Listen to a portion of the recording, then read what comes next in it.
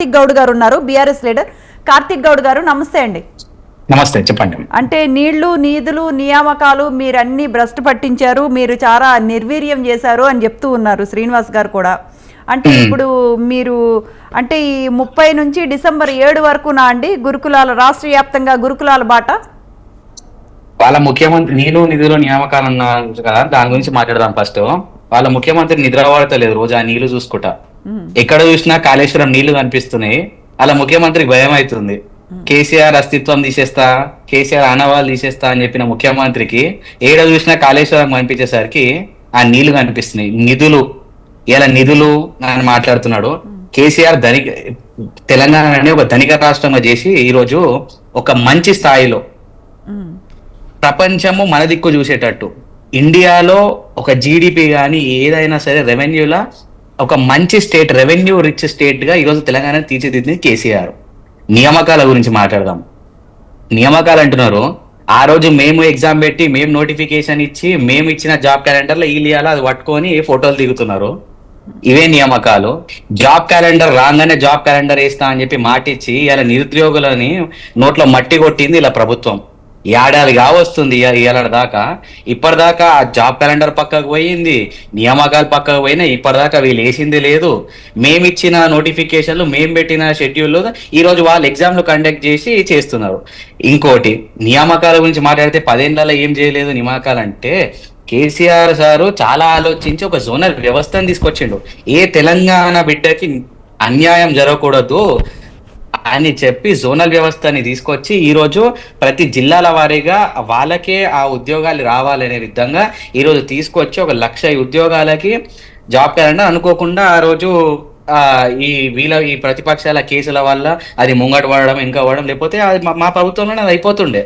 ఈ కేసులు వేయడంలో, హైకోర్టు స్టే చేయడంలో అట్లా అది అటు ఇటు అయ్యింది. సరే, రాగానే మేము జాబ్ క్యాలెండర్ వేసాం, సరే వీరు వేస్తామన్నారు. వీళ్ళు ఇప్పటిదాకా వాళ్ళ మాట నిలబెట్టుకున్నారా? వీళ్ళకి ఇదే అంత ధైర్యం ఉంటే ఇవాళ అశోక్ నగర్ బొమ్మనండి, వీళ్ళ ప్రభుత్వం నుంచి ఒక మంత్రిని, ముఖ్యమంత్రిని ఎటువంటి సెక్యూరిటీ లేకుండా అశోక్ నగర్ బొమ్మనండి.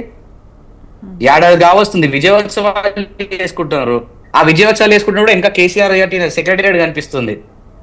ఏం చేసి విజయోత్సవాలు? ఎంతమందికి నియామక పత్రాలు ఇచ్చిర్రు? ఎన్ని ఉద్యోగాలు ఇచ్చినారు? ఒక ప్రాజెక్టు కట్టిర్రా? ఏం చేసి వీళ్ళు విజయోత్సవాలు చేసుకుంటారు? పోనీ 6 గ్యారంటీలు ఇచ్చిర్రా? ఇలా తెలంగాణ తల్లినే మార్చిర్రు.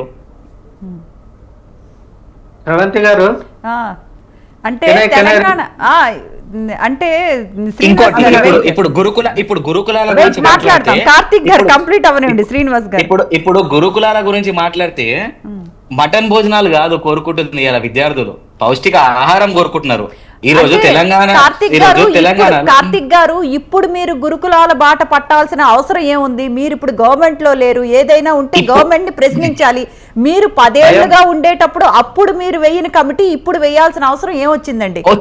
వచ్చింది ఎందుకు అనంటే, ఈ రోజు కాంగ్రెస్ ప్రభుత్వం వచ్చినప్పటి నుంచి మీకు తెలియదు కాదు, ఈ రోజు ఎంతమంది ఈ సోషల్ వెల్ఫేర్ స్కూల్స్ వల్ల 800 పైచికి విద్యార్థులు ఈ రోజు ఫుడ్ పాయిజనింగ్ వల్ల ఒక 51 స్టూడెంట్స్ డెత్స్ అయినాయి. ఎంతో మంది ఫుడ్ పాయిజన్ తోని ప్రతి దగ్గర చాలా అట్లీస్ట్ వాళ్ళు హాస్పిటల్లో జాయిన్ అయితే ఇప్పటి నుంచి గవర్నమెంట్ నుంచి ఇప్పటిదాకా ఏ మంత్రి పోయి పరామర్శించింది లేదు ఆ విద్యార్థులని. 800 పిల్లలు సోషల్ వెల్ఫేర్ హాస్టళ్లల్లో ఫుడ్ పాయిజనింగ్ తోని చేస్తే ఇలా మేము కమ్యూనిటీ చేయాల్సిన పరిస్థితి. ఎందుకంటే ఇలా నిలబడ్డ ప్రభుత్వము పడుకుంది, అలా కళ్ళు కనిపిస్తలేవు, అలా అధికారులు పనిచేస్తలేరు ఒత్తిళ్లతోని. ఇలా social welfare department, home department, మళ్ళీ ఎడ్యుకేషన్ డిపార్ట్మెంట్ ఒకటే మంత్రి, అలా ముఖ్యమంత్రి చేతులు ఉన్నాయి. అలా ముఖ్యమంత్రి ఢిల్లీ వేసి వస్తాక టైం సరిపోతలేదు, జైపూర్ ఫంక్షన్ పోతాను టైం సరిపోతలేదు. ఇప్పుడు మేము కమిటీలు వేసుకోకపోతే ఏం చేయాలి? కనీసం ప్రజలను పట్టించుకోవాలి కదా. ప్రతిపక్షంలో ఉన్నా అధికారంలో ఉన్నా కనీసం ప్రజల మీద చిత్తశుద్ధి మాకుంది కదా, వేసుకోవాల్సిన అవసరం మాకుంది. వ్యవస్థ పనిచేయనప్పుడు ప్రశ్నించాల్సిన అవసరం మాకుంది. ప్రధాన ప్రతిపక్షంలో వ్యవస్థ పనిచేయనప్పుడు ప్రశ్నిస్తాం ఖచ్చితంగా. ప్రశ్నిస్తే కేసులు వేస్తారు, కొత్త కాదు కేసులు. రైట్ రెహమాన్ గారా? శ్రీనివాస్ గారు చెప్పండి. ఇంత ముందు మన మిత్రులు అన్నట్టు కాళేశ్వరం నీళ్లు కనిపిస్తలేవంటే కాళేశ్వరంలో నీళ్ళు లేవు ఆయనకు, అది కనిపిస్తలేనట్టు. మీరు టైం కి మోటార్లు వేస్తే, మీరు టైం కి మోటార్లు ఆన్ చేస్తే వర్షాకాలంలో ఖచ్చితంగా నీళ్లు ఉంటాయి అన్న. నీళ్లు చెప్పేది కట్టిన ప్రాజెక్టులు ఎలా వాడుకోవాలో తెలిస్తే ఖచ్చితంగా నీళ్లు ఉంటాయి.